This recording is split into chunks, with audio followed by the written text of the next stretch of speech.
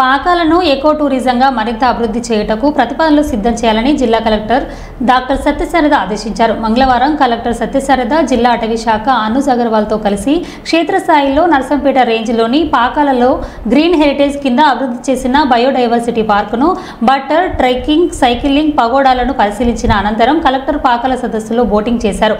ఈ సందర్భంగా కలెక్టర్ మాట్లాడారు.